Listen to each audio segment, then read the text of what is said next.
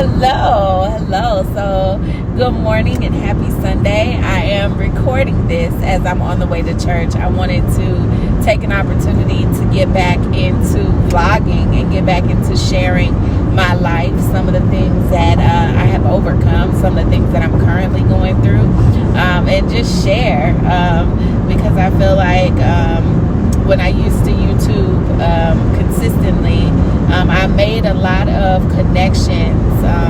I believe that people were able to help me, and I believe that even maybe I played a part in helping others. And so I wanted to open this platform back up with the encouragement of a friend of mine who is a YouTuber and does a phenomenal job with his videos. And why not?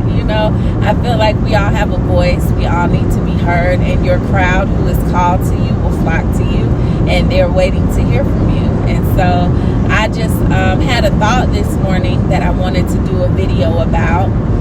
As I was going through my weekend, I had a pretty jam-packed weekend. I did a little staycation, did a little shopping, went to a few restaurants, and also went to a beautiful place of serenity at the Fort Worth Botanical Gardens. And so over the weekend, I was able to have some meaningful dialogue that not only elevated my level of consciousness, but helped me along my journey.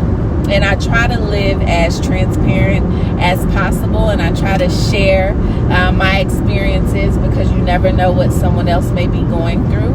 And so in this dialogue, as my consciousness was elevated, and y'all don't know this, but I'll eventually do a video and share the story. But my husband, he passed away in August of 2020, and I was going through a time of bereavement. And my son, especially, who was very close to him, sorry, I was really concerned about him, and I'm not going to edit it, and I'm not going to change this video because, sorry, but I was very concerned about him. And during this time of bereavement, what I noticed is I heard from a lot of friends and a lot of family and people that I did not expect to hear from reached out and shared their condolences and their thoughts and their prayers. But there was just one friend who I consider a friend. And y'all know you can't just call everybody a friend. You can't call everybody sis. You can't say that everybody is for you. But this person I believed was a friend. This person I believed was for me. This person I believed to be, ride or die, as we oftentimes describe our sisters, our friends as. And I say that because in her greatest time of trial and issue and problem, sorry, they just gonna cut me off. And but anyway, in their greatest time of trial and grief and struggle, I was there for them, right? But I have yet to receive a call or yet to receive any kind of condolences or anything on behalf of this particular friend. And it didn't strike me as strange until she reached out to ask me to buy a product from her new business. And that's when I was like, now wait a minute, I just went through what is a traumatic experience, and even if you don't check on me, what about my son? How's your son doing? At least. But what I had to realize is that you may have been there for them through their time of struggle, through their time of need, through their time of bereavement. But you can't expect for others to be the friend that you are to them to be to you. You can't expect for people to know how to, comfort you or to know how to be there for you. And the truth of the matter is, when you set expectations on others, that is the grounds for disappointment, especially if the expectations are not defined clearly between the two parties.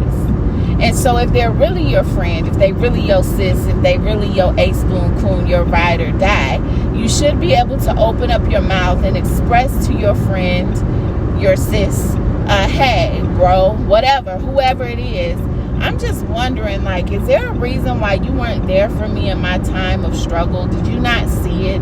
Did you not hear me? Did you not, feel my cry, my pain? Were you not empathetic to me? And if they are true friends and you all have a real connection, a real covenant, then there should be an apology followed by an explanation. And that explanation may include that they didn't know how to be there for you, that they didn't know how to comfort you, that they didn't, whatever the case may be, give that person the opportunity to extend some kind of response. Otherwise, you will walk around with this heaviness and this frustration of, oh, you want to ask me to buy something from you, or, oh, you want to act like nothing is happening. You want to hit me up like everything is honky-dory, and you never even extended your condolences to me and my family and my time. You will walk around with all of that heaviness when all it may take is a conversation. Okay.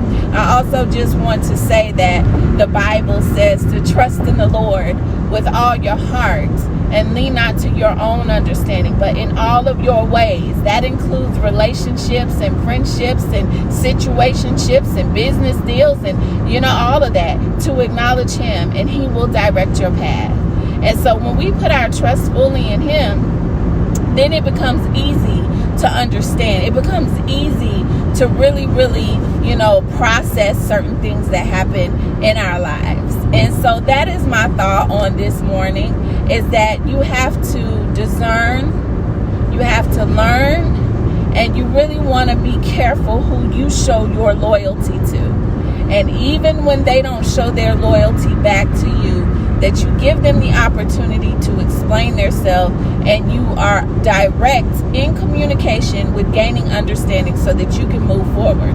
If you don't do that, you will walk around bound. You will have issues in relationships. You will struggle with understanding the dynamics of people and connections, okay? And so I love you. I thank you for tuning in. I'm so excited to start vlogging again. And just sharing some of my thoughts. I also have a podcast for those of you who may be interested in that. I am probably going to do a podcast episode, Friends, How Many of Us Have Them?